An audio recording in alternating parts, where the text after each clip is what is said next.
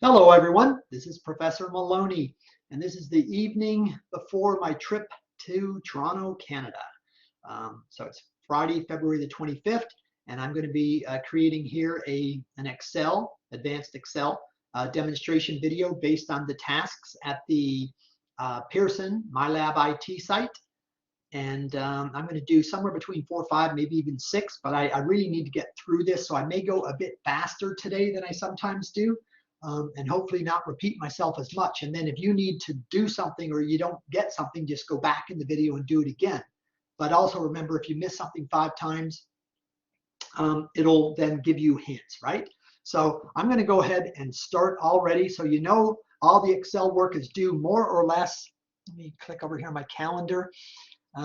Let's see, February, March. I think the Excel exam is March 16th, which means everything is due on March the 15th. All right, so you have obviously a decent amount of time still left, but you need to work hard to make sure that you get everything done. All right, so here I go. I'm going to go share my screen and start this work. Show application. Okay, all right, so I'm going to go over to my Blackboard account. Not going to go through the schedule of activities. You know where to go to find your work. I'm going to go to Student Start here, and students, go to the MyLab and Mastering IT site link so that I am able to get done what I want to do. Okay, let's see. So, course materials. Okay.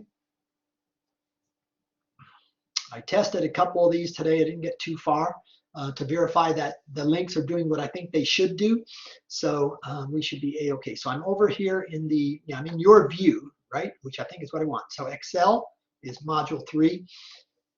Now note, everything is due on March 15th, okay? So even though the folder and the assignments are available until the 22nd, anything after 3:15 at 11:59 p.m. at night is considered late. And of course, when you take the exam, which is not listed yet, the exam can only be taken in class on March the 16th at whatever time I have the class set up for. But you know, it's more or less going to be 6:10 or so p.m. until perhaps 8. It'll be a long one since it's Excel. All right. Okay. So I'm going to go in here and click the training for Excel. All right. And let's see where we go. All right, so now we're on Excel, and here it is, chapter 5, okay? So right off the bat, this thing is dealing with data, all right? So data in Excel is very, very, very important, right? And sometimes there's so much data that you need to sort it. You want to be able to sort that data, and sometimes you want to sort it more than one way. So in this particular exercise here, we're doing some of the chapter 5 stuff, which includes pivot tables, by the way. Okay, so it will include pivot table. It'll also include sorting and filtering, and it'll also include grouping and ungrouping data. All right, so here we go. So remember, what's in bold and dark is what we start with. So sort the data by discipline and then by area, both in alphabetical order. Okay, so we're going to go to the data tab. All right, we're going to go to the data tab, and over here on the right is the group and the ungroup. So it's saying we want to sort this data. So first of all, let's start with sort. So the A on top of A to Z means it's in alphabetical order from A through Z. The one with the Z on top means it's backwards order, starting at the high and then going to the low. So they're wanting us to do this in alpha order. So that's this one. So click A through Z. Okay. And then we have to still go into sort, because we're going to be doing sort by discipline and then another sort by area within discipline. All right, so click here. Now, so sort by discipline, that's the first column here. It's the automatic choice. Okay, I click to make it sort A to Z. That may actually be an automatic choice too. I'm not sure, but I did click the sort, and I clicked the sort for A to Z after. Okay, so I have this and I'm A-okay with it. But I also want to add another level, because it says sort the data by discipline and then by area, both in alphabetical. So this is done, but now I want to add a level. Okay, so, and it says sort by discipline, and then it's doing this in alpha order, and then it says then by. So in other words, right now, here's the disciplines over here on the left. So there's a whole bunch of things, aging / death, and then criminal justice, then family. Okay, so what we want to do is order it, or sort it, I should say, sorry, this way, because A comes before C, comes before F. So that's perfect, right? But we want to add another one for area, so that within aging and death, then death and dying should be first. And then deviance should be. And then the sociologies after that. Okay? So now I'm going to say here by area and alpha order and say okay, and that should do it. And it did. All right. Now it says use the subtotal feature to sum the number of wholesale sales, retail sales, and total book sales. So again, I'm still in the data area, okay? And they want me to use a subtotal. So that's over here in this area. So subtotal, okay? Now, they want it to sum. Sum means this one. So the function's already there. I didn't click that, okay? Total book sales was already here. I didn't click that, but that's one thing they want. But they want other things. So now I'm going to also say wholesale sales. So see, they want this one. They also want retail sales. That's units, sales, retail sales, this one. So they want that one, and that one. So subtotal, yes. Sum, yes. And it's by discipline. I didn't change that. I guess it picked this up because of the first one that we did where we made it by discipline. So that's set. So there's 3 things in here. Let's make sure there's nothing else. There isn't. So that should be fine. Okay. So I'm going to say okay. And that looks like it completed it. So that's all good. All right, so that's one question. Remember, even though it's 3 steps or 4 steps, it still counts as one question. So now it says, leave the existing subtotal values and add a second level subtotal for area. So again, we're going to be on the data tab. Okay, we're still going to be in subtotal. Okay, so this is the one we already have, or it's maybe I shouldn't say that necessarily. I'm not sure. Actually, it came up this way the last time. Yeah. Okay, so but it says add a second level for area. So leave the existing value. So I'm not touching anything. Leave the existing and add a second level subtotal. So this one though says for area. So that means, let's see, I have to then click here and go to area. So for sure I have to do that one. And then leave the existing subtotal value. So like leave the sum and leave these things. And add, well, we're adding a second level for area though. So here's area. So I don't think I want to replace the current because it says add, not replace. So this is already selected. I'm going to deselect it. If it's wrong, if I get it wrong, remember 5 times, it's going to tell me anyway. So I deselected that one. Everything else I'm going to leave the same. I'm not positive if that's right, but we'll see. It is right. So now we go on to 513. So this will be the 3rd one for number 5. So expand the table to show the grand and discipline totals. All right. Oh, sorry. Collapse the table. So collapse the table. Collapse means take all the data away. You see here, there's like 1, 2, 3, 4. Basically, if I click like number 1, that should be collapse the table and only show the grand totals in all likelihood. Because it looks like here, there's a lot of stuff, okay? And see, look how tiny the vertical scroll bar is over here on this right side. So there's a lot of stuff. So it takes 4 pages to show it all. So to collapse it, I think we click number 1. So we'll click it and try, and it did. Okay, now it's saying expand. So expand means you need to click the plus sign depending. But here it's saying, so expand it to show the grand and discipline totals. Well, here it has the grand total, I think, but we want discipline. So we probably are going to be using these. These are like pages. I say we go to page 2. If it's not right, we'll click the plus right here. So I'm going to click page 2, okay? And see, now discipline stuff came up there, and it did like that. So page 2 was right.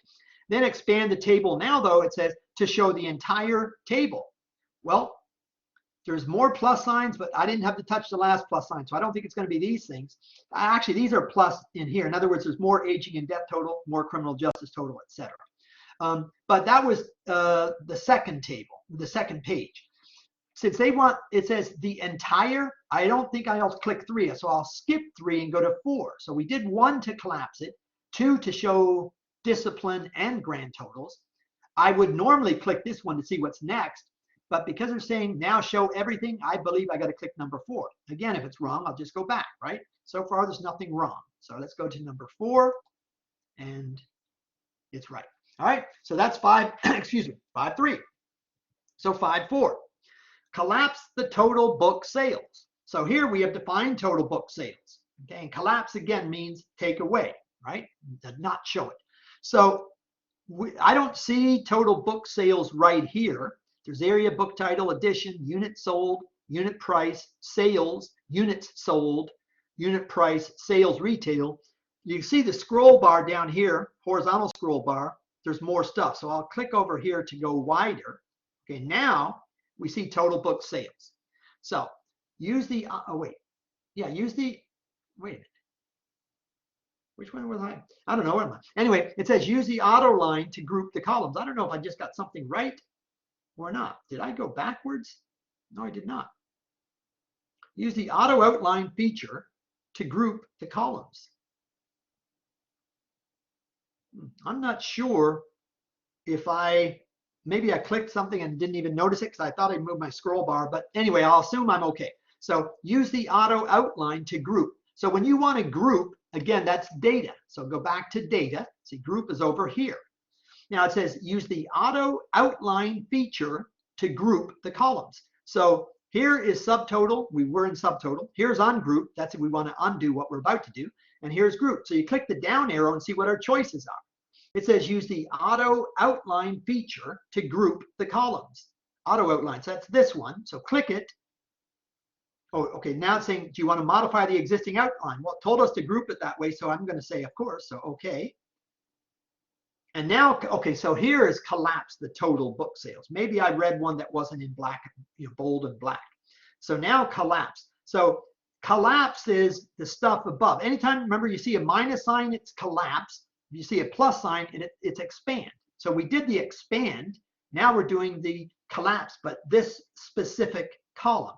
So this one here is for this column. So it looks like the ones that have sales totals is the ones that you can collapse. So they want me to collapse total book sales, so I shall. Done. All right. Now that was how many? 1, 2, 3, and 4. This would be 5. I don't really want to go crazy because I have to get to Canada tomorrow. I got to really get going. Maybe I'll try to add.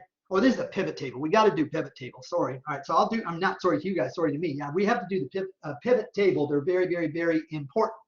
All right. So create a pivot table using the sum of total book sales by discipline recommended pivot table. So to create means we're going to insert. So instead of the data tab, this time it's insert. Okay, so I'm going to click insert. All right. And then it says create a pivot table using the sum of table book sales by discipline recommended pivot table. Here actually is, okay, so insert, and then there's recommended pivot tables. So I'm going to click these, and now they're saying, they want total, sum of total book sales. So sum of units, no. Sum of units, no. Sum of sales, yes. No, total book sales. Sum of total book sales, sum of total, okay, this one here, oh, but by discipline, let's see what that says. Yeah, by discipline. So this is what we want, so we click it, okay? So once we click it, let's say create, now we have to say okay, so it's just kind of confirming. So this is the one you want to create a pivot table on? Yes. So you say okay, and now we have a pivot table. This is actually a pivot table right over here. You might say, my God, there's nothing there, Professor. Well, so what the pivot table does, again, remember that was a recommended pivot table, and that was using the discipline. These book classifications here were the disciplines based on what we did in the first part of the chapter, the first 4 or 5 things that we were doing. So now it wants us to, so this new sheet, see, this is where we were, books data. This is what we were in, and I clicked insert and picked a pivot table based on the one they told me, by discipline recommended. So now so this sheet is what was created when I clicked the OK button after saying we wanted this pivot table. And now they're saying rename it. Well, the sheets are on the bottom. Okay, all you can do is double click it or right click it. If I double click it, see it shows sheet 1. If I right click it, it gives me choices. So you can right click and rename or just double click and then type. So they're saying name it pivot table, but do you notice they're saying pivot table with no space? So like pivot table or together, capitalize the P and the T. Always do what they do in terms of spelling. So pivot table that way, enter. Okay, now they're saying assign the name total book sales to the pivot table. Well, again, this is the pivot table. Here's the pivot table name. It's pivot table 2. They're saying name it total book sales, but this time they're putting spaces and they're capitalizing every word again. So total book sales, all separated by a space, and you capitalize the first letter of each. So here, double or single click that so it's selected and type total space book sales, enter. Okay, done. So that's at least 5. Let's see. Oh, this is more. Okay, this will be the last one because this is for sure 6. But it's more pivot table, and pivot tables are important. So drag the addition field to the columns area in the pivot table. Now here's the way pivot tables work for the most part. Well, first of all, pivot tables normally have a down arrow. Sometimes they got a bunch of them, which means you can click it. I can't do it here because it's not letting me do this stuff. It wants me to only do what they want. But normally I can click this down arrow to do certain sorts. Okay, and that's why I say pivot tables are so important, and it's almost automatically built. Okay, and part of the automatic built is from over here. Here's where I get to add my field, so I don't go over here. So now it's saying drag the addition field. So you don't even see an addition field, but you see over here in the pivot table fields, here's addition. It's saying drag it to the columns area in the pivot table. But here's where it says drag fields between the areas. So I can drag any of these to columns or drag any of these to rows. This one says drag the addition field to the columns area in the pivot table. So I'm not going over here yet, but when I drag addition to columns, then it'll appear over here. Watch. So drag addition to columns, just right there under it, and now you see a green bar, so I think that's good.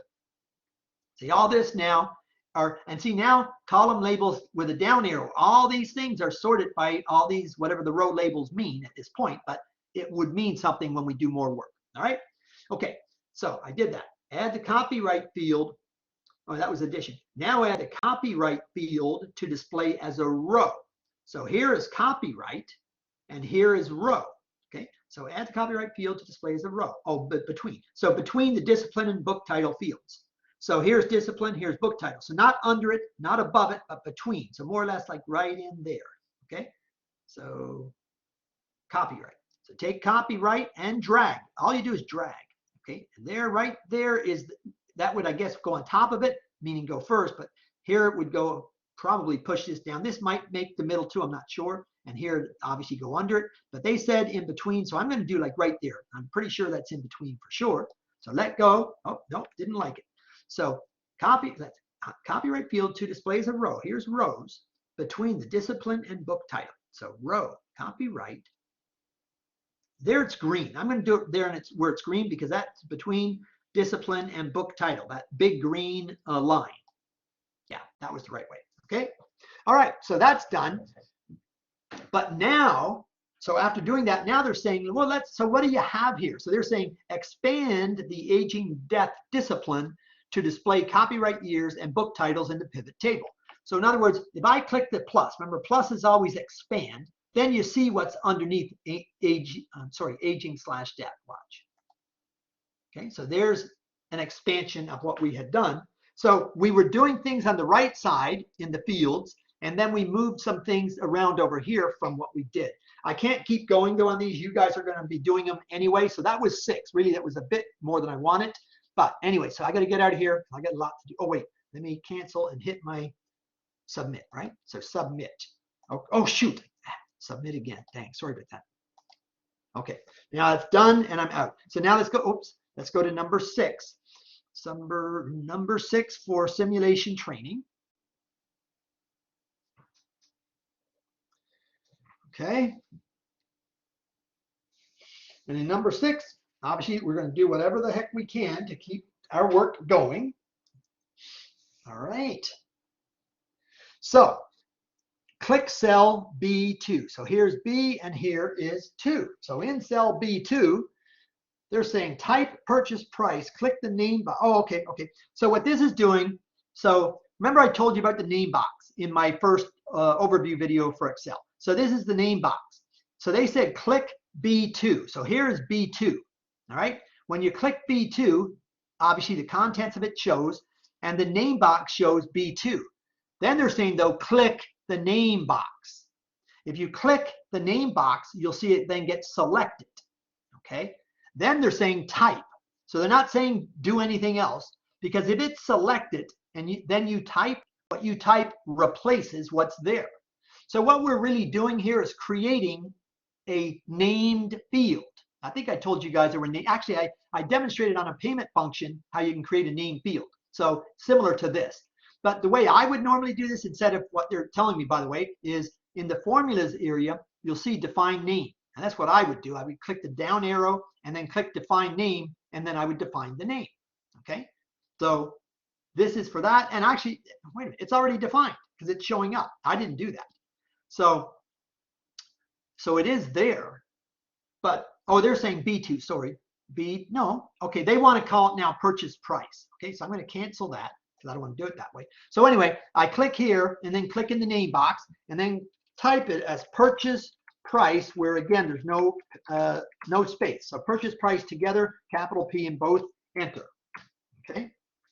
And now click cell B3. But now, just to let you know, so you see purchase price is here now. Let me click away. Watch, I'll click down here. Okay. Now I click here, that's B3, and then click here, B2. But see, it's not saying B2 anymore. Like if I click here, it's E4. But this one, because I named it the way they told me, down payment. Sorry, I did this one.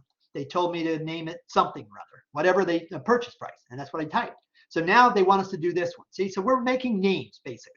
All right, so here, click here again, and this time type down payment again without spaces. So down and payment, capital payment, capitalize both words, the first letter of both words. All right, now click cell B2. So here is cell B, wait, no, I'm sorry. Create range names for cells B9, B10, B11, B12, and B13. So now they want us to create 5 range names, okay? So that one again is down payment. This one here is purchase price. This one, that has a name. That one doesn't have a name. This one doesn't have a name. This one doesn't have a name. This one doesn't have a name. This one does. So quite a few don't. But anyway, they're saying cells B9, B10, B11, B12, and B13. So B9 through B13. Why aren't they saying B14? Anyway, all right. Oh, based on though A9, A10. All right. So all right, what they're saying basically here is, so it's 9. So I got to click A9 and then go over to B and then go down to 13, because they're saying create a range name for B9 that's based on A9. That's what this means. Create a range name for B10. That's this one. That's based on this name or this label. Create a range name for B11. That's this one based on this name. Okay. And you can actually do that in 2 or 3 steps. So the way to do it is the way I was showing you on the other one with define name, but this is called create from selection. So you're in the formulas area. Okay. I select it from here to there and not the last one. For some reason they said not like the 14, row 14. So those, and then I click create from selection. With create from selection, Excel is smart. Like I always tell you, it's so smart in certain things. It assumes, it says create names from values in the top row, left column, bottom row, or right column. I didn't put left column, but that is the logical answer, because amount of loan is not data, it's just text. This is text, this is text, this is text, and this is text. So they guessed right, and when they said left column, so all I do is say okay, and it's done. All right. So that for sure is enough on that one. So now let's go to 6.1.2. Okay, so 6.1.2 is just continuing what we're doing here. In this case, it's using the name manager to delete. Now this is easy stuff as well. So far there's a lot of easy stuff in chapter 5 and now I'm in 6, right? Yeah, chapter 6. So there's a name manager. So let me again, in the formulas, Okay, there's a name manager, there's the define name, create from selection. So we did the create from selection. We did not do define name, even though that's the way I always do it. And then we also clicked over here though, and then typed a name, and that replaced then the cell address. Okay, so here they're saying, go to the manager. So here's name manager, where it'll show you all the names that are made. So there's not that many made, but these are the ones we just made from that click from selection or create from selection. Okay, so they want me to delete monthly underscore payment. So here's monthly underscore payment. So the only one that has the word monthly. So you can just, even though you don't see payment, you know, you can assume it's payment, all right? Because it's monthly underscore PAYME. And now they're going to say delete it. So click the delete button. Okay, now it actually shows it. So now it says, do you want to delete monthly underscore payment? And that's what it's telling us to do. Yes. So we want to do it.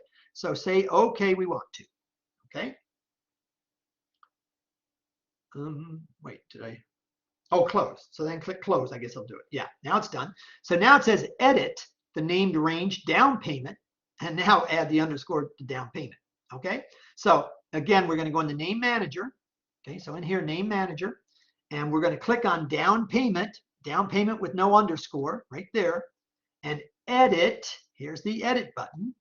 And now we just want to put an underscore between down and payment. So you click between the N and the P, hold your shift key down, click the dash, which then is the underscore, and then say okay. And again, close. Next, edit the named range purchase price to purchase underscore price. So same thing. So go in here, name manager, go purchase price is this one, edit, and then click between purchase and price, hit the shift key and the underscore, the dash, but then it's an underscore when you hit the shift key, and again say okay, and again say close. All done. Excellent. So that now is 616. Oh, it's only 2. I thought we did 3 or 4 already for chapter 6. All right, so that's that one. Now 613, use a range name in a formula. I demonstrated the other day that if we want to do things with a payment function, we could create function names. And even though I had not seen this, I promise you that I had not, but I gave you guys in that Excel introduction or Excel basic whatever overview, I gave you an example of doing this. And that's what I was doing through the defined names. Okay, so now I'm going to do what they're saying here. So they want me to go to the B12, and in B12, you see there's a payment function. I demonstrated the payment function the other day for a car. Okay, so they're saying replace the cell references. So if you click B12 in the cell B12, everything where you see like B10, B11, and B9, they're cell references, right? Remember I told you like where B hits 10, that's the first one here, B10. And then after the comma, there's B11. Here's B, and here's 11. So here's B11. And then there's a dash B9. The dash is actually a subtract. As part of this payment function, they're minusing the amount of the loan from the payment afterwards to see how much you're paying for your loan. So, but B9 is a cell reference. They want me to change it. It says with the appropriate named ranges. Well, so the first one is B10. Okay, there's B10. And in B10, let me escape out of that, sorry. Okay, in B10, okay, actually, so it's not named B10. This is named periodic rate. See, it's already there as a periodic rate. So let me think again. Replace the cell references. So B12, let me just check it. This one. Oops, this one. See, it's also there. Number payment periods. And then this one is probably there. Amount of loan. So they already have the, okay, so they have the named references, but they typed the payment function with cell addresses. So all we have to do is put, so for B10, which is the first one as an example, I'll double click it, right? So now B10 is selected. That means if I type, it's going to replace B10. And they want me to replace B10 with what amounts to being periodic rate, okay? So as I start typing periodic, at some point we're going to see periodic rate. And then I'm going to double click it so it replaces B10. So watch, I'm going to type capital P, there's a whole bunch, PER, whole bunch, IO. And now you only see periodic rate. So I'm going to double click. So now periodic rate has replaced B10. Okay, so that is using named, well, whatever you call it, whatever I just said there, defining names. So using defined names in a formula so that you're not typing cell addresses. All right, so now the next one is B11 after the comma. Remember, commas set aside required arguments, so you can't get rid of the commas. But here again, I'll double click on B11 and then go here to look at B11. So B11 is this one, 360. So its name is going to be number NO period space. If I do NO period space, for sure that's going to give me what I want, and then I can just double click. So NO period. See, number payment periods. Now double click and it replaces what was there for B11. Now you might see all this crap under it, but that's like because they have underscores and underscores and underscores, so it's kind of confusing, but that's what it is. All right. And then we have to do the last one, B9. Well, B9 is amount of loan, but we click here. So now, oh, shoot, I didn't want to click there, sorry. But, oh, dang it, now everything went away again. Oh, are you serious? Shoot. All right, B10 is periodic rate. Periodic, all right, that. Double click periodic rate. B11, double click.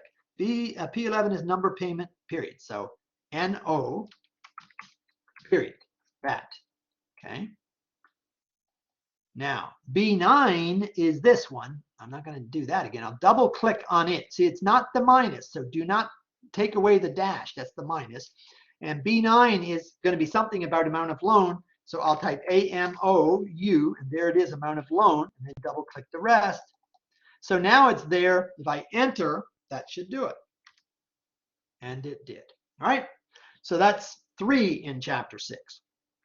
All right. Now, create a new worksheet named range names. All right. So here we have a worksheet.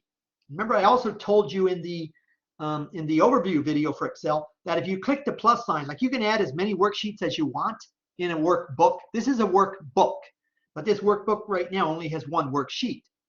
So now they're saying add or create a new range. So you hit the plus sign and it's then going to name it sheet 1. It's always sheet 1. So like I said on a question about 5 minutes ago, if you right click, you can rename, or you can double click and just type and that renames it. I think I did it with double type. So this time I'll do it with a double whatever.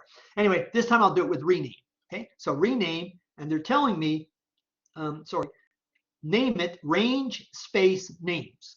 So range space names. They wanted the capital R and capital N. So do it that way, then enter.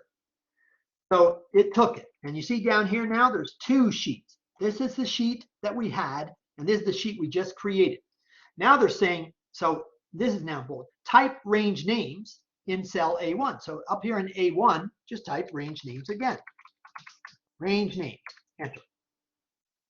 Then type location in B1. So here's B1 and type location. And always, again, spell it the way they do with capital letters or small letters. So I did that. Now, insert a list of range names used in formulas in the workbook starting in cell A2. All right. So they're saying insert a list of range names. All right. So anytime they use insert, I like to assume I go to the insert.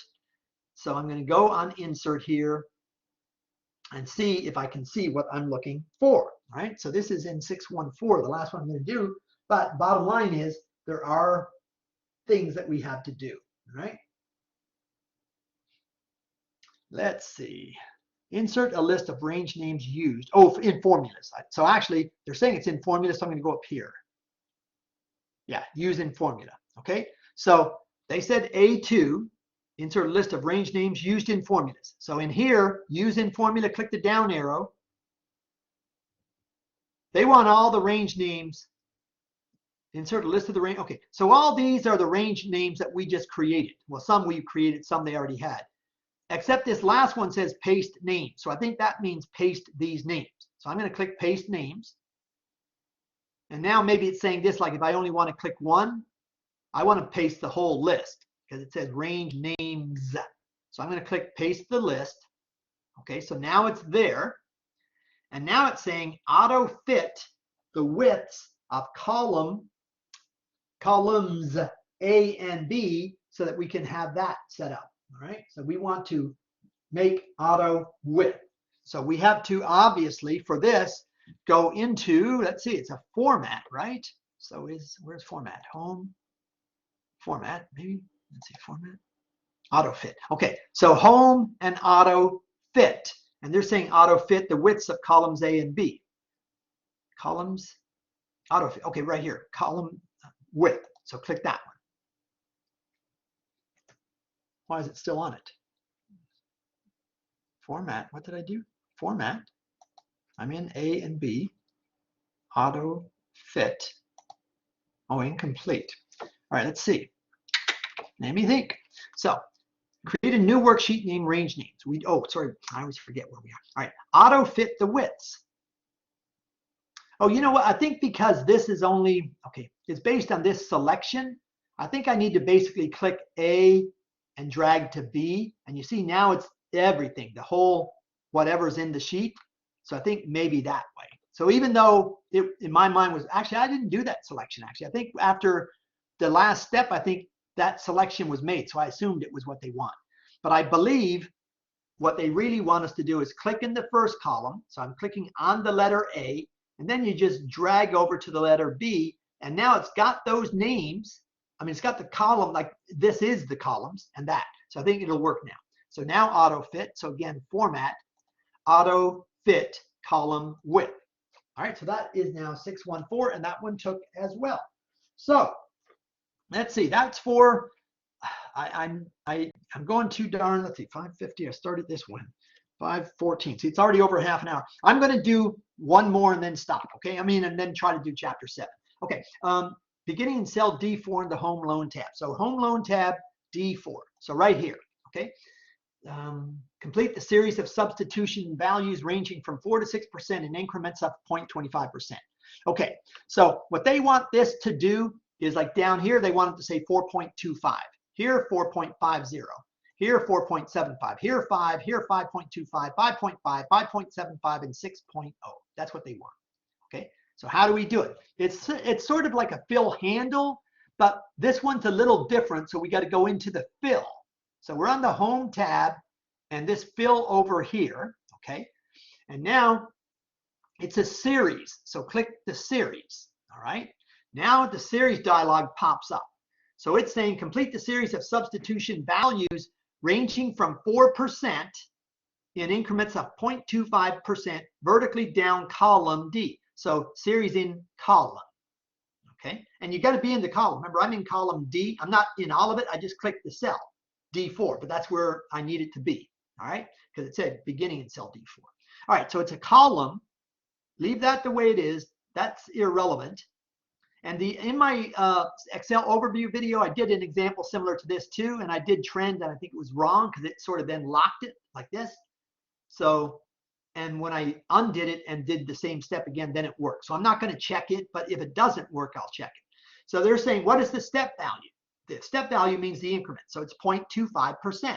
So click there and say 0.25 and put percent, okay? So starting at 4, add 0.25% and then stop it when you get to 6%. So 6% and say okay. Yep, done. All right, so I'm going to say that's enough for that one because I have to keep on going. All right, so now 6 is done. I'll just do one more anyway because I did do 6 in the other one. So real quick though. All right, insert a reference to the original monthly payment in E3. So click here on E and 3. Okay, now when they say insert a reference to the original, they're saying there's a monthly payment somewhere here. So in here you see monthly payment right here, and here's the amount. So what they want us to do is go to E3 and then type equals B12. All right, so E3, okay, E3, and say equal, and you don't got to type it officially, you can just say equal and then click on this, and then it'll make it B12, enter. Okay, yep, that's what it wanted. Then insert a reference to the total to repay. Total to repay, so that's this one. So that's B13. So here, right here, they said in F3, yeah, equal, and click on F3, or you can just, F, total to repay, this one, a B13, okay? You can do it this way, or you can just type the cell. All right. Now insert a reference to the original in G3. So here's G3 and the original total interest. So here's total interest. That's B14. So here I'm going to say equal and then B14. So now that one is done. All right. So I'm going to say that is enough for 6. So again, click the little submit and then say whatever, and then go on to chapter 7. So chapter 7. Simulation. Okay. All right. Now for chapter 7, we're obviously going to be doing the same kind of stuff. We're just working through. This one is using date functions. Date functions are really, really cool. Okay. Because, you know, like you can find out how many days old you are, literally. You can just type in like birth date and then put that in a cell. Then under it or above it, you can type in equal today, open and close parentheses, and it'll put today, no matter what day of the year. It's like if you put it today, it's February 25. If you open that spreadsheet tomorrow, it'll then be February 26. So in other words, it changes based on the day that you open it. But your birth date never changes. So you can then say equal. And let's say you put the today function in, we'll say cell A1, okay? And you put your birth date in cell A2. So then you'd say equal A1 minus A2. And if you're 20 years old, like a lot of you kids are, then 10 years times 365 is 3,650 days. So if you're 20, then it's 3,650 and 3,650. So it'd be 7,300 days old. But anyway, you can do stuff like that. But again, I'm yapping and I can't yap because I really got a lot of stuff to do to get out of here. All right, insert the year function in F9. So here's F, here is 9. All right, use cell E9. Wait, oh, they want me to insert the year function. Okay, so click here and then go to formulas. Okay, and then there's date and time. That's where things like this is. And we want year. So scroll down until you get to the end to where you see why. Here's year. Okay. So now it's saying there's a serial number. That's what they want. So it says use E9 for the serial number. So click E9. Let me move this. Here's E and here's 9. Okay. So that's in there and you say okay, and now it's done. Oh, okay. See, look, E9 was this, right? 10/18/2007. And then with the year function, what it did was take the 2007 only. It knows that this is month, this is day, except in Canada, this is day, this is month. But anyway, and then this is year. So it took the 2007 from there. Excellent. Now we're on equal year frac. This is in G9. So here's G9. So if this one says years employed. So frac means fraction. So they're wanting now, like if this person, if this was, let's say 10, or let's say it was June the 10th, whatever year, then that's not technically a whole year. So the frac, year frac means year fraction. It's going to take it, let's see, E9 and F2. E9 is this. Okay, F2 is the last day of the year. So they just want to know, that way they can figure out the percent, because then they're dividing the month and the day by the month and the day up here to get the percent. All right, so anyway, let's get it going. So equal year frac, so equal, and you know what? Again, I'll do it with the formula because it's easier that way. So formula, date and time, year frac, right here, year frac. And then it gives you the dialog box, which helps you. So for start date, they want obviously our higher date, right? That's logical. So they're saying E9, and that's E9, okay? So there. And then you have to put a comma to go, oh wait, sorry. In this case, because we're not doing it from here, we're doing it from this box. Then we just go to the end date.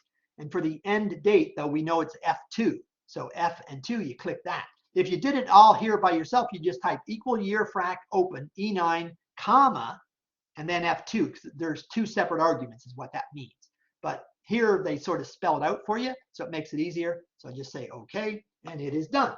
Now, change the reference of F2 in the year frac function to the mixed reference. So what this means is, so if we go to, let's see, year frac is here, okay? So here's the function, here's the formula. What they want is, instead of F2, they want it to be $2. So you click up here in the function, okay? And you type a $sign. What the $sign means in Excel is that for what follows it, meaning 2, anytime, like if we use the fill handle to copy this formula, we're never going to go down to 3, the third row. We're always going to stay in the second row. But if we're going left to right with columns, it can go from F to G to H, or F to E to D to C, etc. Okay, so this one keeps row 2 all the time. Enter. All right, now select the range F9 to G9. I really got to get going. F9 to G9, that, containing the year and year fraction, and use autofill to copy the function. So autofill, okay? So they want it going all the way down. I showed you the other day, again, in the other, one of my other videos, the one on Excel introduction. You can also like double click this, and if you double click it, see everything is automatically selected, that goes down. And I only did that because I saw the numbers were going all the way down. So that's done, okay? But then at the end, they're saying, with select fill without formatting. Select fill without formatting to preserve the formatting, including something, okay? So I click here. Oops, let's see. Click here. Okay, so I'm holding down my mouse button. I shouldn't have had to hold down my mouse button. But yeah, okay, it's saying incorrect. I don't know what's going on. Really, this may be a mistake on their end, so be careful when you do it. But if you do it, I mean, I'm going to see if this will work. So instead of just clicking it, which we should be able to do, I got to hold it down. Okay, so I'm holding it down to keep it up. And then they're saying select fill without formatting. So I'm going to just scroll to this one, okay? And then very quickly, like double click, because remember, my left mouse button is down. So boom, boom. Let's see. Nope. Oh yeah, it did. Okay, so it shouldn't have had to be that way, but it did work. All right. Okay. This is 7. All right.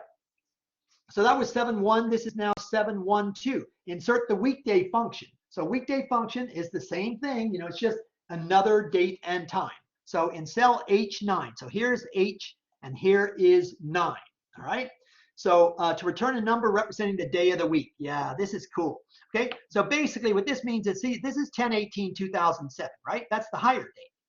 They're going to be using this little table they put in up here, and they're using a code.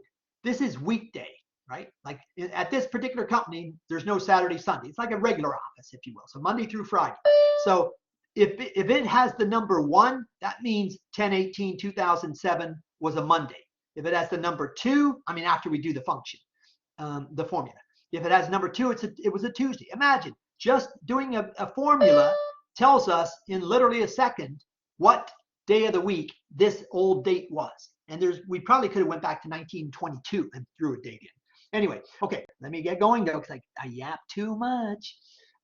Weekday function in H9. So here, okay, so I'm going to go up here, formulas, and again, date and time, and I'm looking for weekday. Weekday, okay? So there's weekday, and again, there's 2 arguments. So do what they tell you to do.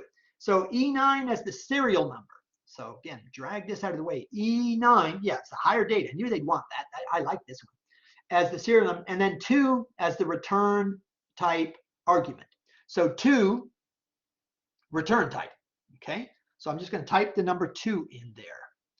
That, I think, is because we're using, well, we're not actually using this part yet. I'm not positive why they want this as return type 2, in all honesty, but I don't have time to worry about it. Oh, wait, no, return type. I don't know. Anyway, I'm going to, that's what they said to do, right? So just say okay, and that should answer the, no, we're not done. Okay, now we have to insert a VLOOKUP. So a VLOOKUP stands for vertical lookup. Okay, there's also an HLOOKUP, which stands for horizontal lookup. So this VLOOKUP is because we're going to be going up and down. I know this stuff pretty well. So this is going up and down. This is going up and down. So we're going to be looking at this number. See, in this case, actually, we now got the number 4. So 10/18/2007, I promise you, was a Thursday. So if you go into Google and type 10/18/2007, what day of the week or whatever, that would be a Thursday. Okay.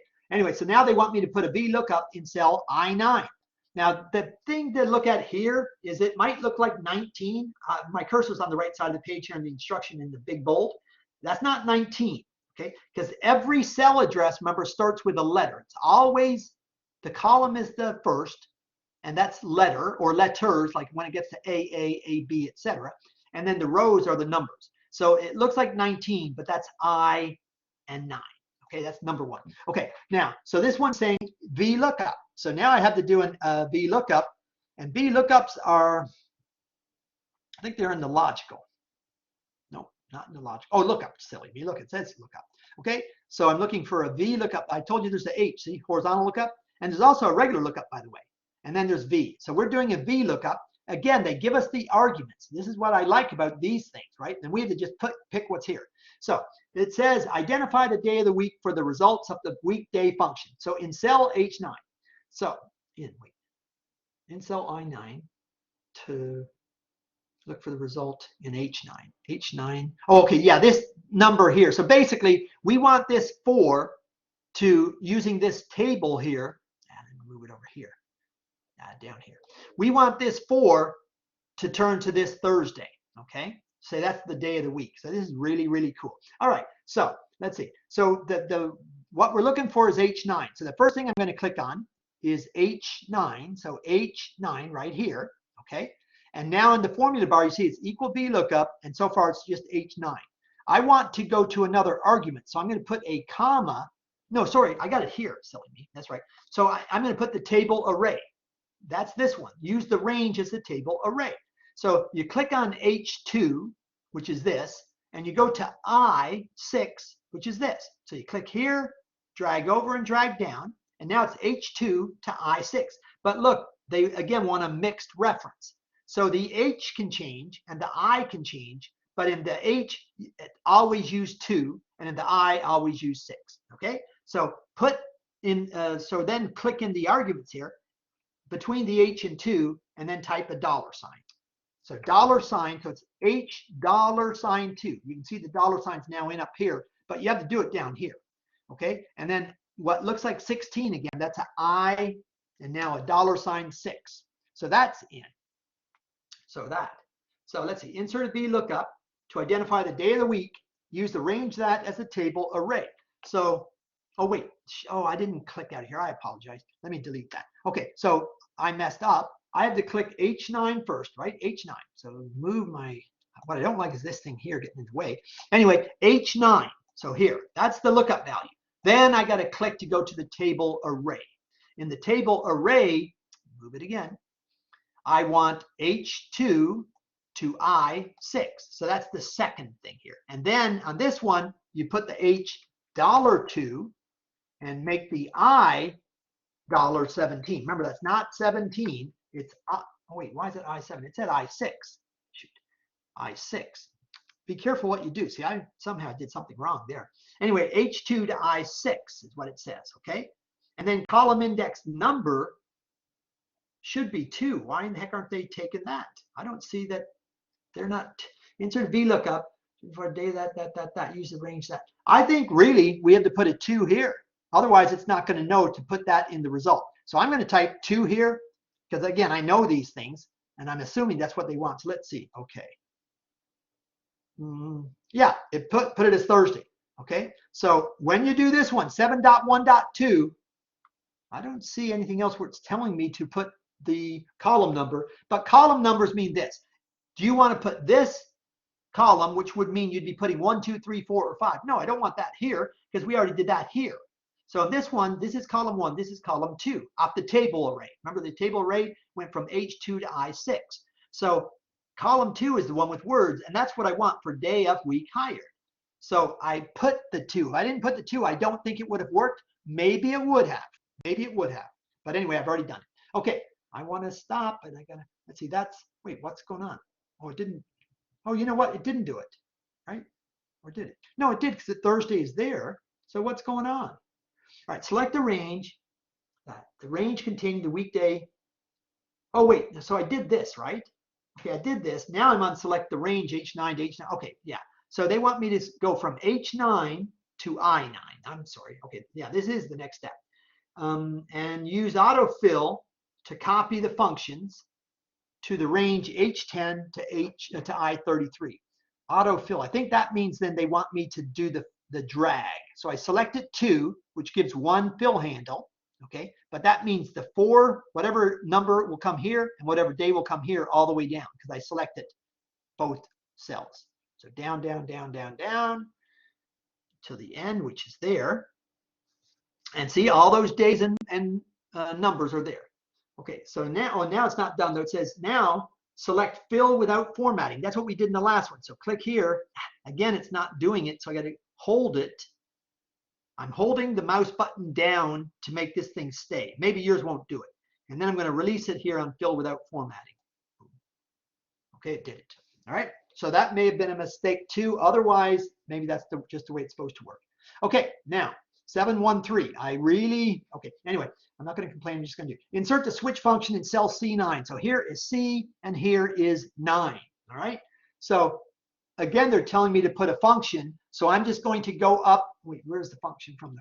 Looks up the expression that switches a city for a region. The function should be. So here they're telling me the whole function. Copy the function in cell C9 and paste. That's after. I'm not sure what switch is, but because they're putting it all here, I may have to type it in, but I'm going to assume there is a function, and I'm looking for the word switch. So I'll go to more functions first. So in statistics, let's see if there's an S for switch. Switch. There's not. So it's not statistical. Sure, not engineering. It's not. I don't think it's cube. No. Information. Nope. Compatibility. Probably not. Web. No. So it's definitely not in the more. Is it in math and trig? There's just, well, there's not that many actually. Okay. No switch. So it's not there. Lookup and reference. Maybe. I honestly don't know. So it's not. Wait. RB. No. Oh, shoot. Get out of that. Sorry about that. Where was I? That was, I think it was lookup, right? Switch. Yeah. Okay. So now date and time. Switch. No, crap. So there, it has to be one of them. Text. It's not text. Let me look anyway. Switch. No. Logical. Oh, here's switch. Okay. So switch. Let's see if I can do it this way. Oh no, look on my right where where it tells us what we're doing. I'm down to 4. Watch. Switch. Heck, which was it? Logical? Yeah, logical. I'm not going to click it because I will click it. Actually, I may need them to help me. So it says here switch. Oh, it tells me the way it goes. So expression, and then the value 1, the result, the default, meaning if it's not true, and then or value 2 and repeating. So you're repeating. And that's what it looks like they're doing here. So I clicked. I'm going to click it one more time. So click, and you look up to the right to see if it says incorrect action. I think that's what it just said. So switch. Incomplete action, yeah. Okay, so now I'm down to 3. So I got to do the darn thing. And so they don't want me to do this one from the formulas bar. So they want me to type equal switch. When you're doing a function, you don't have to type it in caps. That's the only thing you don't have to type in caps. So equal switch there is the same as equal switch with caps. So then I'm just going to type exactly what they have. Okay, and as I type here, you're going to see it up here in the formula bar. And I want it to be like this. So equal switch open. And then they're saying B9. I could type, point and click, but I'm just going to type. So B9, because I got to get going. Oops, B9. All right. After B9, there's a comma. After the B9, and I'm over here looking on the right. Okay. After the comma, there's double quotes, Atlanta, double quotes. So now, make sure I'm back up here. So double quotes, Atlanta, double quotes, and then a comma. So Atlanta, double quote, comma. Then $2. Again, I'm just going to type instead of click. So C and then the dollar, that's that same thing, where they want a partial reference. $2, $2, and then comma. Then Boston in double quote, Boston, double quote, comma. Then $4. So $4, comma. Then Chicago with double quotes. So Chicago, double quotes, and another comma. After Chicago, double quotes, comma, $3. So $3, comma. After that one, Cleveland in double quotes. So double quotes, Cleveland, double quotes, comma, and then $3. I could really talk about this for a bit to help you understand what's happening, but I may not have the time. Well, I don't have the time, but so basically what all this is doing is there's 3 choices. I can't see them in here now because I think it was up higher or down lower, but there's here's the regions here. See, there's South, Midwest, and Northeast. One is C2, one is C3, and one is C4. And then there's cities, okay? And then, of course, this is the cell. So what we're doing is looking up the city Atlanta and then figuring out, is Atlanta in the south, is it in the Midwest, or is it in the Northeast, based on this table we're doing. So we're saying, in this case, the $2 means C2 is south, so Atlanta is in south. Then for Boston, it's C4. So Boston would be C4, which is northeast. So that's true. Chicago is C3. That would be Midwest. That's true. Cleveland's also C3. So that's what it's doing. Okay. Anyway, let me just enter and hope that I typed it right. I think I did. Yeah, because south came up. Okay. All right. So copy the function in C9 and paste. I don't know why they're just not having me use the fill handle. So copy this silly thing. Seems silly. Copy, because I could just do the fill handle. But anyway, copy the function in C9 and paste the function in the range C10 to C33 using the paste formulas. Okay, so that's why, because they want to paste with a paste formula. Okay, so let's see. Copy that, paste it using the, wait, I copied it and then paste. So paste it in here. So here, wait, I copied it. Here, I don't know if I do. I'm going to select everything. So D10 or C10 to C33. So select those things. And now I'm going to right click, or maybe I can do it up here in the home. I'm going to click on home and then paste the function using the paste formulas option. Paste formulas. So click this one. Yeah, okay, it worked. Excellent. And then press escape. Okay. Uh-oh. Yeah, good. All right. So that's 7, 1. Well, that's okay. That's 3 anyway. I'd like to end this very soon. 6:34. It's already almost an hour, and it's so hard because there's so much stuff. Anyway, I may not be able to do chapter 8. Insert an IFS. Oh my God, this one's holy crud. All right. Insert an this is an if, and then I'm not sure what the S is. I use the if statement all the time. As a matter of fact, I demonstrated that in the overview video I did as well. But if S, I'm not sure, but I'll have to figure it out. So insert an if S in K9. So here, let's go to K9. So right here, okay. And I'm going to see if S will pop up. It's going to be logical, I think, because that's what if is. So formulas, logical, if S. So click it. Okay, now it's letting me do it again, which is what most of them did, which is good. So now, what's the test? So insert an if-S function in K9 to compare the higher date in E9 to see if it is before the due date. Okay, so the logical test is this E9. So I can do the clicks or typing. Really, sometimes it's just easier to type, but I like you guys to see what I'm doing. So I click. Okay, so that's E9. But they're saying is C9, let's see, to see if it is before. That means less. So E9 less, so type the less sign, and then 11-2010 in K2. So 11, okay, 2010. So this one, K2. So is it less than K2? That's what they want me to type. So it says up here, equal if S, E9 less than K2. But remember, I'm typing it in here. All right, that. So if it's true, so if true, click here. If it's true, God, there's so many things. If it's true, multiply the salary in J9. So now J9, man, J9. So J9, okay, so that says J9. Multiply that salary by the 8% in cell L2. So here is L2, make sure. Okay, L2. So L2, oh wait, shoot, I didn't do it again. No, get rid of that. It said multiply the salary. Multiply the salary. So this salary, right? J2 it said. J9, sorry. J9 times, yeah, sorry, times, that's the asterisk. And then 11-2010, this one here, which is K, oh, the percent, I mean, which is L2, right? Yeah, L2. Okay, so that's that one. All right, oh, and then there's logical test. Oh, we're going to be doing logical tests forever. Okay, I got it. They're just making us type. All right, so logical test 2 is now compare the higher date to see if it is before the date 11-2015. So again, higher date is this one, okay? And then is that less than? It wasn't. If it's not less than 11-2010, is it less than 11-2015? So it's always deductions. That's what we're doing. So then is it this one? So E9 less than K3.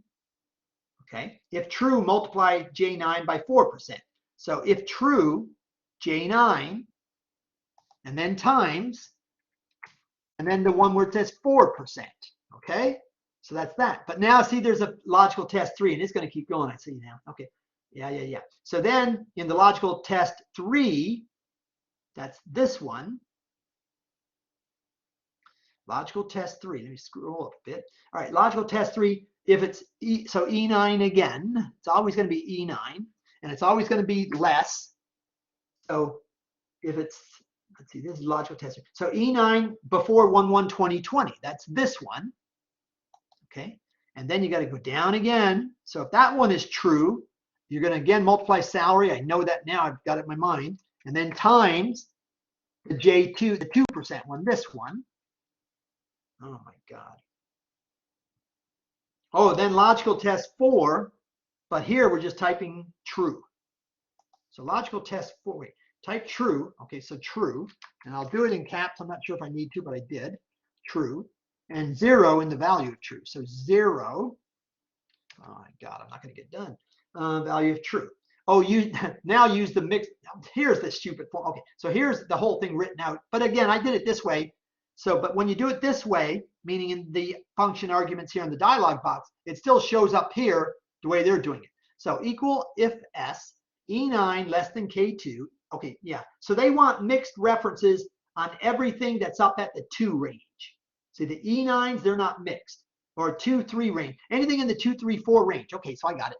So this, so I'll go to the top. Okay, the K, I'm gonna have to make the K $2. I know that.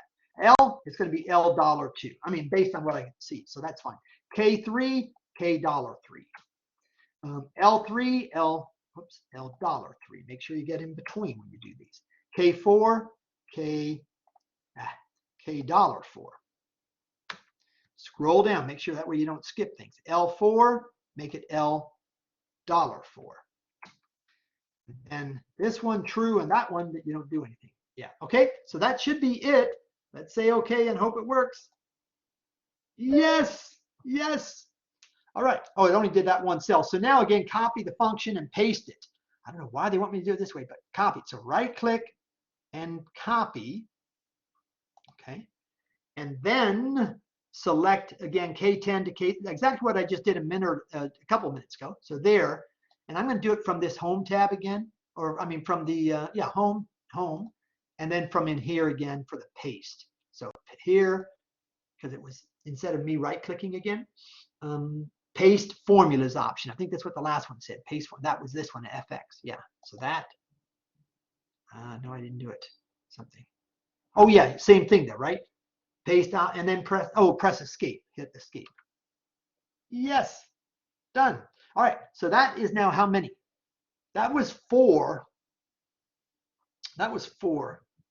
Go to cell L9 and insert an if function with a nested, and God, there's so much. Do I want to keep going, or should I stop and then either go to the next chapter or just blow everything else off? I think I'm just going to go to the next chapter and at least try to do a couple there. I mean, I did 4. Really, I should at least do one more, but I don't want to. All right, I'm going to do darn well one more. All right, one more. So go to cell L9, L9. Okay. Here they want me to do an if function, sorry. So with an if function, we're going to go ahead now and do exactly like the others. So I'm going to go ahead and open up the formulas bar again. I'm in L9, okay, L9. So go to formulas and type in use if, okay. Here's my thing again, all right. So then I had to just figure out, well, what the heck am I going to type for this one, okay. So let's see, logical test. It's always logical test when you're dealing with logic things, okay? And we're just going to have to figure out what we want to put in here. So they're saying go to cell L9 and insert an if function, but with a nested and. That means we have 2 things, and these are actually kind of complicated. I don't know that I know how to do it, because it seems like they go backwards instead of regular. But so if I get it wrong anyway 5 times, they'll tell me what to do, but I'm going to try to do it. So in the logical test, okay, so what they want me to do is display do for raise for all managers who earn a salary of less than 80,000. So if they don't make 80,000, they're due for a raise. If they make 80,000 or more, they're not due for a raise. Okay. So that means we're going to be looking at 2 or 3 things. One, we need to know the titles. We're only wanting to do this for managers. So D9 is a manager, D12 is a manager, D22 is a manager, and etc. I'm not going to worry about them all, but so I have to have this maybe part of the and, okay? Or the date part, or the salary part is the and. So one is this, and it's going to be comparing this salary against this salary. See, the minimum manager salary is 80,000. So if we have a manager who makes less than 80,000, let's just see if we can find one actually. So that one's 85.8. Here's one. See, 75.5. So manager in row 22, Lang in Chicago, doesn't make the salary he or she needs to make. So this thing will say, we want it to say due for raise. Anyway, let me just try to figure it out. I don't know if I can though, in all honesty. I know if statements well, but not if with an and. All right, let's see. Logical test. So let me think here. Let's see. So in the logical test, I obviously have to figure something out. And I know it's going to either have the and first or the if first. It's very complicated to me. Let's see. I'll just say A and D. No, I'm going to say if.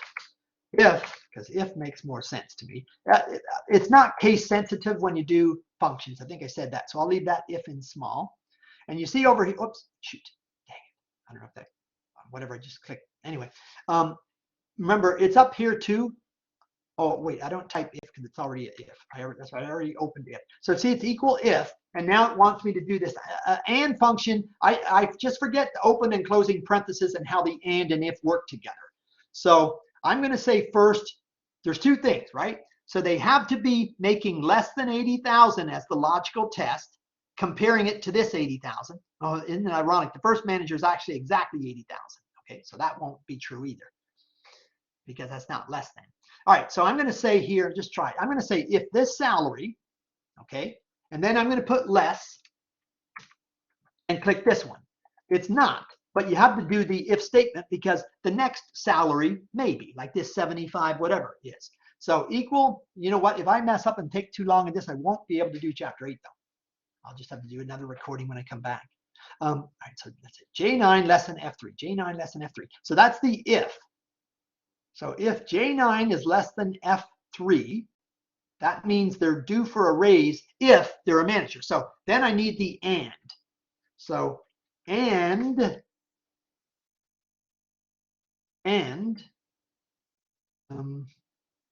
manager. So that's the salary. So click this one, title. So D and D9 equals, and then type manager. If you type text, you have to put the open and close, the double quotes around it. That's the only way they work. So if this is true and this is true, oh, then I do a comma because I have to do the next. Oh, shoot, I can't do it there. That's right. Okay, so here, value if true. So if that's true, meaning they're making less and they are a manager, I have to say due for raise. So that's also a text. So let's click here and say, I think if I type due for raise this way, they'll put those quotes around it. Yeah, they do it for me, okay? So due for raise, oh, not a capital R, little r. They will dock it wrong if it's wrong. Okay, now if it's false, then it's N/A, and I'll do it that way again, or the way they say. All right, so that, and I'm going to click OK and see if it works. Shoot, I didn't see the message, but it's attempts remaining 3. I don't remember doing it wrong once, but anyway, I guess that's wrong. So if it's not that, then I think it's the other way. So I got to do the and first. So I'm going to go up here on this one, scroll to the left. Oh, wait. And. All right, so I'm going to now say and. Okay. So the and first. And what do I want to put in the and? And.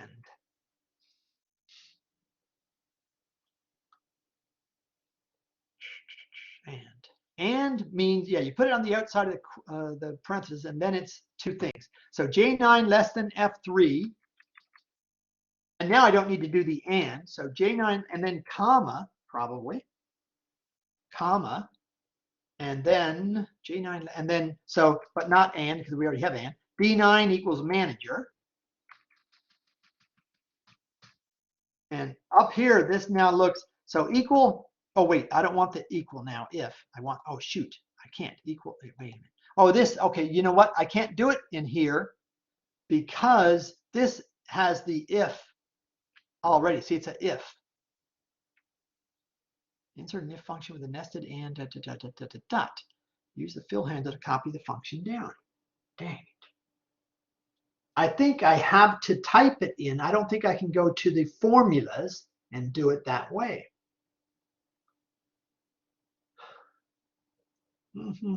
Can I or can I not? Shoot. Equal. I mean, they have equal if and equal, but you can't have equal if, I don't know, maybe you can have it this way. I'm certain that's wrong. So equal and do for raised and a. Yeah, there's that. This is not right. Oh, darn it. Well, I'm just going to just click it to submit. Oh, no, not sorry, not submit. I mean, what? I want to like try my attempt. I'll say okay and see if that, okay. So that's wrong. I'll try it again. That's wrong. And I'm just going to try it again. I just really need to get going. So let's see. Okay. Click cell L9. L9. On the Formulas tab, in the Function Library group, click Logical, and then click If. Well, that's what I did. Okay, so L9, Formulas, and Logical, and If. Okay, so that's the way I thought.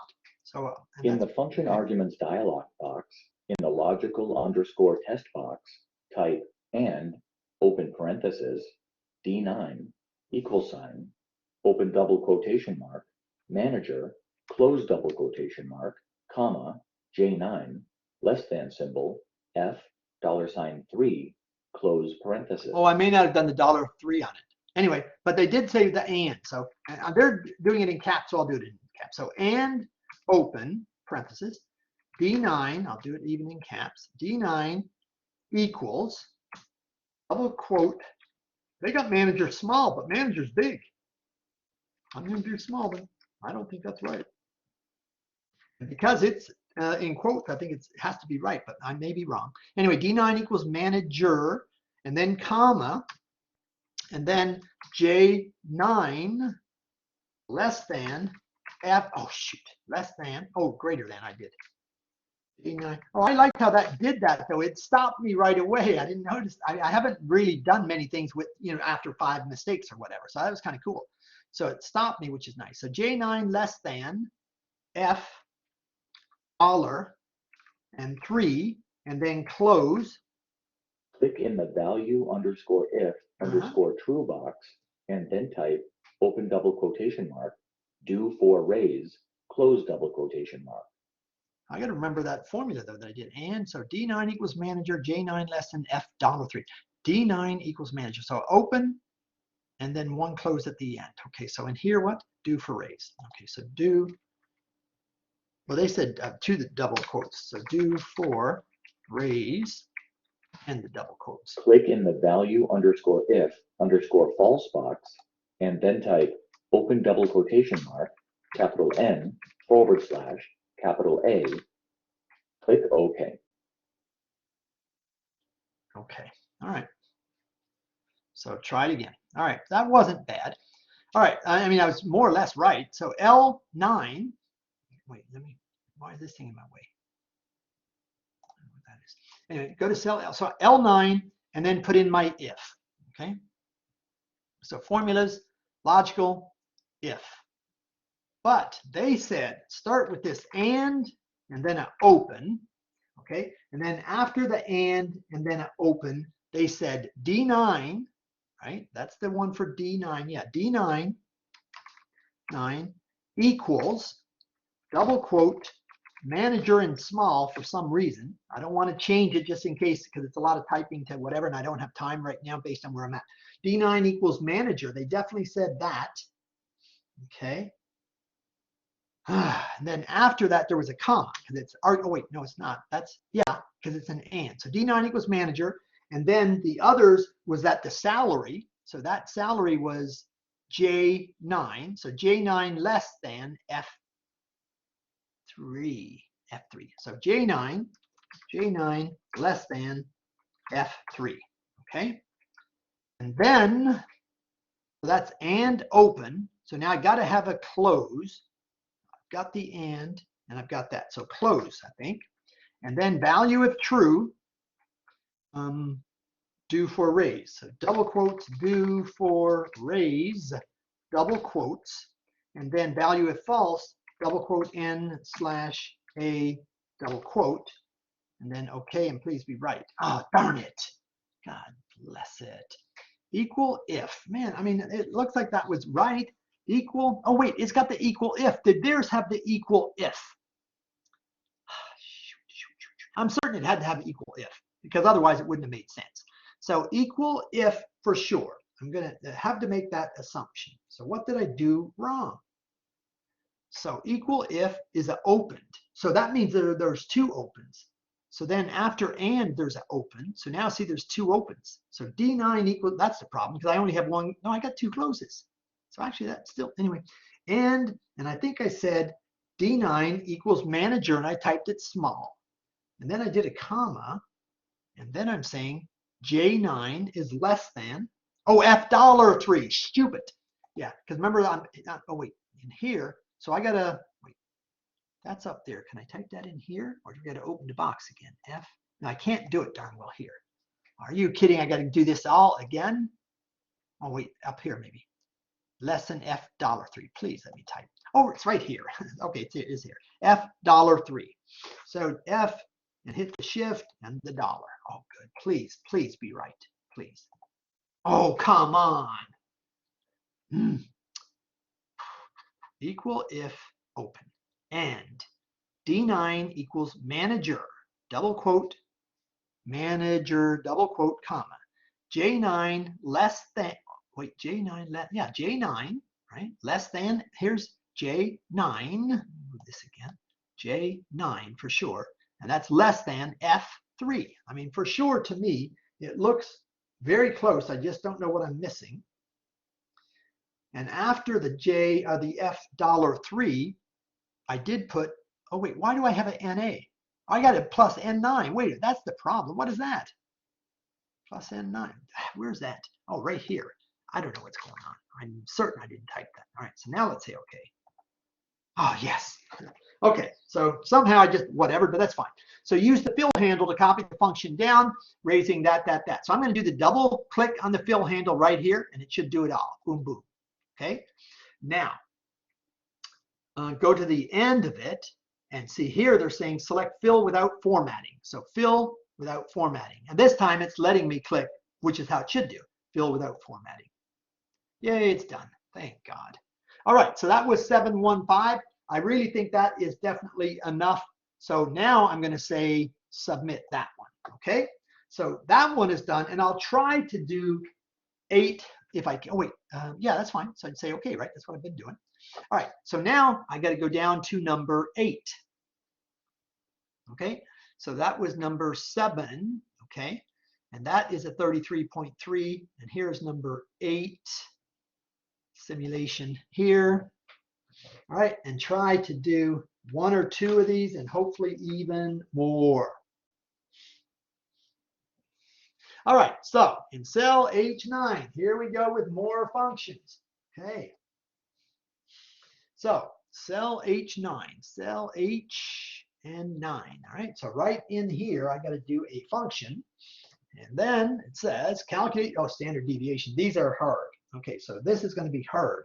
Let's see, 811. All right, so let's see, that's a function, but it's a statistical function, which makes it to me a little bit hard. All right, so let's see here.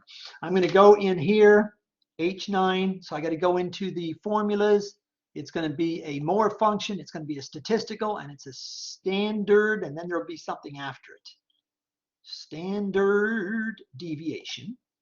Okay, now what do they want in this standard deviation?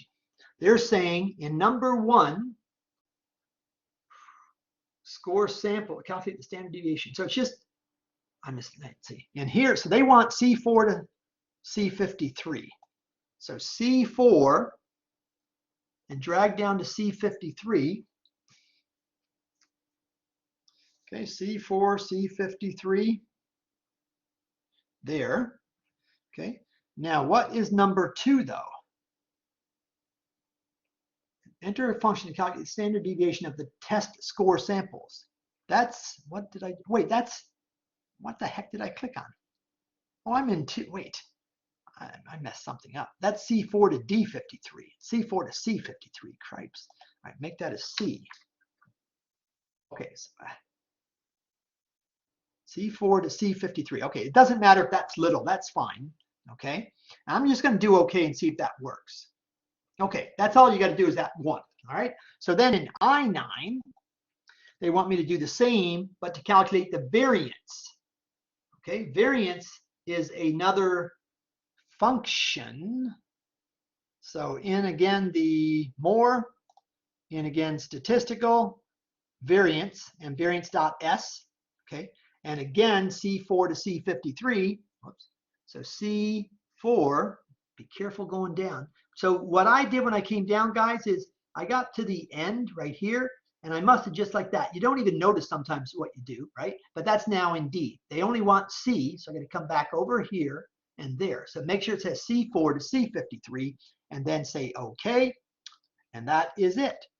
So now, simultaneously format the results in H9 and I9 to display a whole number. So here, I select H9 and I9, and this is sort of like old Excel. This part's the easy part. You go to the Home tab, and we just want to get rid of these decimal points. So you got to click it, though, enough times to get rid of. That's 3, and 2 is 5, and 2 is 7. This one's 5. So I got to go in here on this one, decrease 7 times. So 1, and just keep going, 2, and 3, and 4, and 5, and 6, and 7. And that should be it. And it is. All right. So now we're in 8.1.2. And now we're using the core. This is a Corel. This is the correlation. So J9, here's J, and here's 9. So I'm going to go to formulas again, statistical again. So more statistical correlation right here, Corel. All right, test score correlation between test scores and attendance.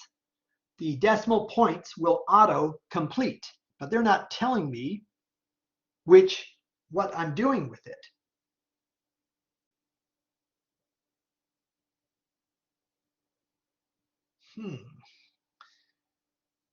It's saying test scores and attendance. Here's test scores, here's days absence is attendance. I'm assuming that in this case, we really need the test scores, not the word test score, but the test scores, and then the attendance, because what they're saying is a correlation. So like if students that have more absences, do they do worse? So for this array 1, I'm not positive, but I'm going to say it's C4, and then again, just go down to C53. Alternatively, I just could have typed C4 colon C53. Really, I should, because it'd be faster based on this. Anyway, and then the other one, array 2, I believe, is going to be the attendance. If not, I get it wrong and I'll try to fix it, but I want to stop pretty soon. So C4 to C53, and days absence is the same, but F column, F4 to F53. Okay, right there. Okay, and let's say okay and just see. Yep, it's done. Oh, good. Thank God for that. So that's 2. I just get 2 more. That'd be pretty darn good. Because I know it's an hour. And I don't want to keep going. Select the range I12 to I14. So I12, 12, huh? Oh, I12 to I14, silly. Wait a minute, now that is I12 to I14. I12. Select the range. Okay, I selected the range. And simultaneously insert the frequency in all the cells. So I think the fact that I've selected all them, if I type, it's going to go in, but I'm assuming it's going to go in only the first one. But actually, you know what? It probably makes sense if it's going them all. So there's a frequency, and I don't know which one is the frequency, So I have to figure that part out. So let's see, is it up in the same one? So formulas, I'll assume it's statistical again. Frequency. Wait, am I in? No, I'm in engineering. Silly. Frequency. I've used my son Jared for that. Okay, here we go. Frequency. So frequency. Okay. All right. Now let's see. Insert. Yada yada yada yada. So I12 to I14. Insert the frequency function in all the cells to determine the frequency of student absences. So here's student absences, but you see it's got data array and bins array. So which one is which? It's not saying tests. So this one's only using one. All right, let me read slow. Select the range I12 to I14. I did that somewhere. Right there, it was selected, even though now it's not showing that. It's like I clicked it. I didn't mean to. Maybe I already made it permanent. I don't know. Anyway, I12 to 14, you can see it's selected. So that's fine.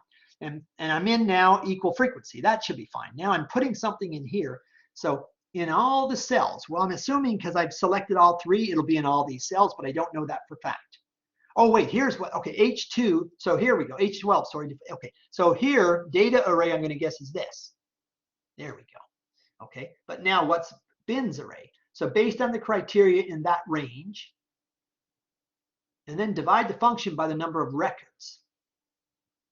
The number of records, I think, goes from 4 to 53, so that's 50. But I think something else, wait a minute. I mean, it's not telling me, I don't think, enough to let me know what the heck I got to do. So I12 to I14, for sure I did that. And then I selected, what did I select? The H12 to H14. For me to figure out, dang it, what is this for? Oh, frequency. So frequency is absence. Okay, so I bet they're not telling me absences, but maybe I got to do this thing here.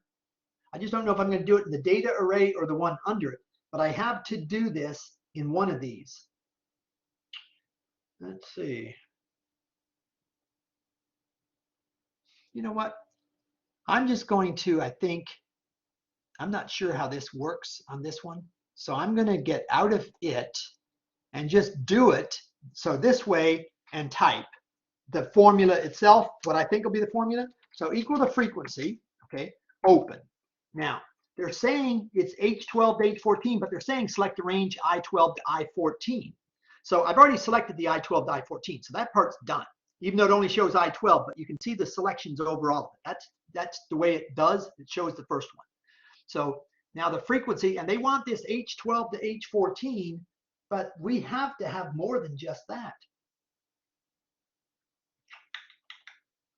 So I'm going to assume that I want now the absences. So F4 to F53. So if that, so now what does it look like up here? So now we've got equal the frequency of F4 to F53. Okay. And then if I have to do this H12 to whatever, then that is going to be after, like it'd be another argument. So I'm going to do a comma. Okay. And now do the H12 to H14. Yeah, okay, so this makes, so see the 4 to 53 is the absences. So some are 0. If I scroll down, some are 1, some are 2, some are 3, and I think they go up to 10. So having these in this, so I think I did need for sure all that big range, specifically for absences. And then the thing is now saying, so the frequency of those absences based on what shows up in absence here, 0, 5, and 10. I think it means if it's exactly 0 and less than 5, I think it means that indirectly, then it's going to show up as 1, maybe the 5. Actually, the 0 is probably just 0. Up to 5 maybe is 5, and up to 10 it'd then be 10. I'm not positive. But anyway, so H12 to H14 makes sense that way. And it said to divide it by the number of records. So I'm going to assume now I'm going to type a closing, what do you call, parenthesis, and then the divide says divide by the number of records, so /50. This one I have to just type out because it goes from 4 to 53. So that's 50.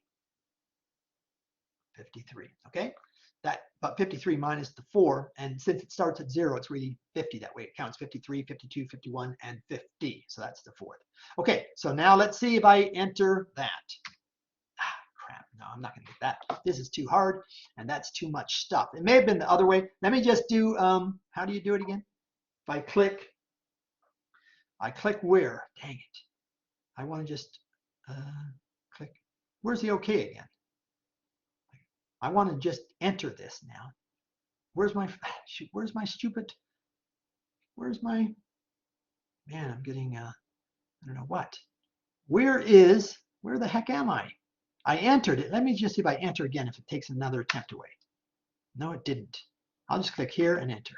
No, I don't know what I just did, but my thing is gone. Where was I? It said I-12 to whatever. And then, okay, now it's showing up here again. Okay, so let's just put another closing, even though I don't need one, just to get a mistake. So now it's 3. That's what I was looking for, my formula bar. So I got to always go back into, I think, here. Okay, and now I'll take that one away and enter again. Again, I know that's wrong now, but either way, do it. And then I'll click and get rid of one of those just to do it and enter, because I need the help on this one. I'm not sure. So one more mistake, and then it'll hopefully give me the answer. So I'll just say enter again. Nope, you got to change something to get the answer. So I'll change that to a 5. Enter. Okay, now get some help. And I may have to write this one down. This is hard. Click and drag to select the range I-12 through I-14. So it's I-12 to I-14 for sure. That one is nice and simple, right? So I-12 to I-14, we did that.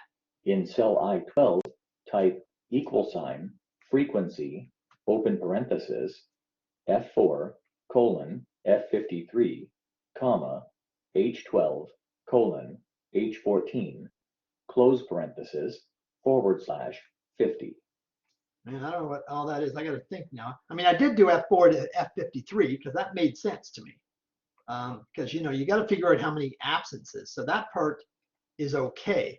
Then after that, a comma, H12 to H14, because they told us H12 to H14. So I think I did that too.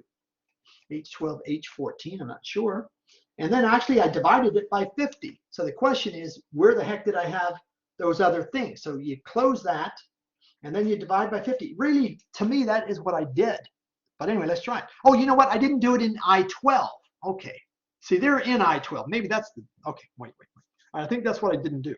So equal frequency. Double click it to make it type in for me. Equal frequency. And now the open is already done. So now F4, so oops, I'll just type these in small. I'm sure it doesn't matter.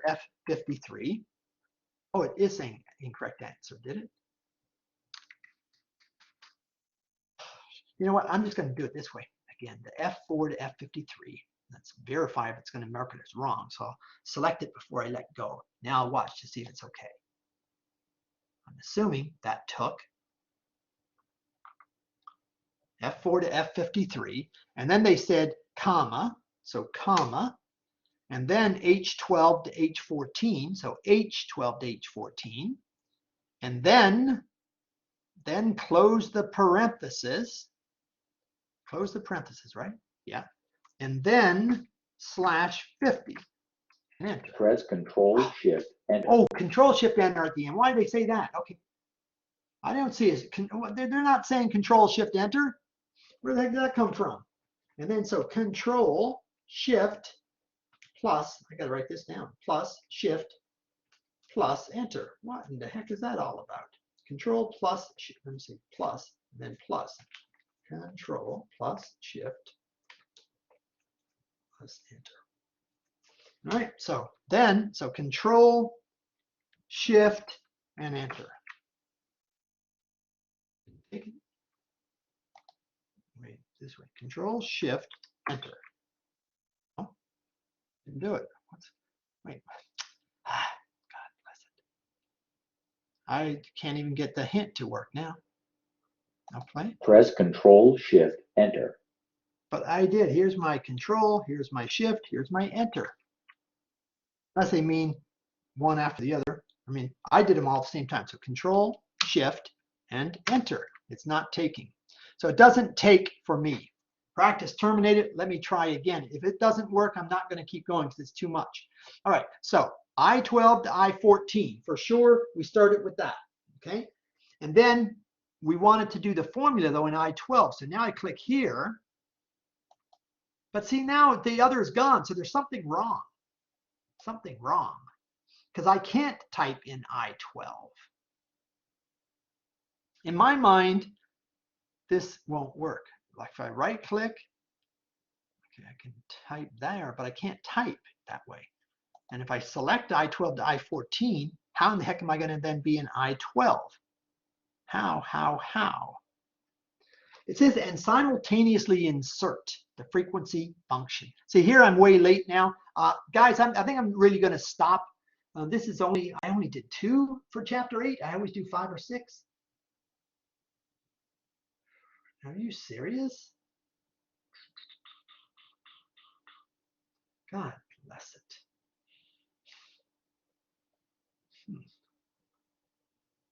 Click and drag to select. I mean, that's selected, but then it says in I-12 type. That's what he just wrote down. I put in here. In I-12 type equal frequency.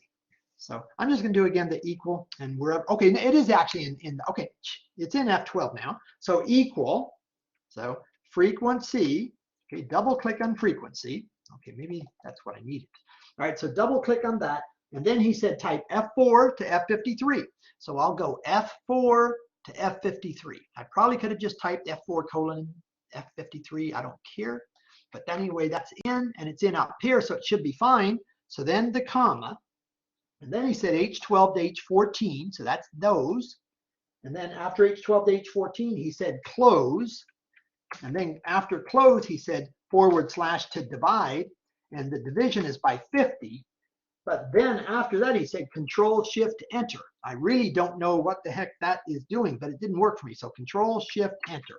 Oh, that time it worked. Okay, good. So format the results in I-12 to I-14 with the percent style. So I-12 to I-14, here's the percent style. Yay, it's done. All right, so that is 8 point, wait a minute. Now it's 821. Oh, but that means it is still the third one, right? Because I did 811, 812, and now I did 81. What the heck did I just do? 81. I don't know if I've done the next one or not. Oh, this is saying load, wait a minute, load the analysis tool pack add-on. Whoa. All right, I'll try to do this one and then stop. Okay, so they want us to add in, I don't know if we can do an add. So file, anyway, options, there should be add-ins. Add-ins, they want analysis tool pack. Right here, actually, I can do it. Or maybe I can, I'm not sure. How do I do it? Let's see, view and manage. It's not letting me, oh wait, analysis. It's not letting me click it. I'm here, you know, okay, so it's letting me see it, but it's not letting me do it. Why? So this is what we would do, but I don't think it's letting us. Excel add-ins, maybe go. Oh, okay, yeah. Analysis tool pack here is what we want. Okay, so analysis tool pack add-in, okay. All right, it's done. I'm going to give myself, well, I mean, it is done, so that's it. So that is for sure 4. So I am done. Okay, I'm going to stop. So guys, I'm going to go to Toronto. Have a great day. Good luck with everything you're doing. I'm going to go ahead and submit that and submit that. And then I want to go over to my, wherever the heck I am, where I have my stuff. And oh, how many did I do there on chapter 8?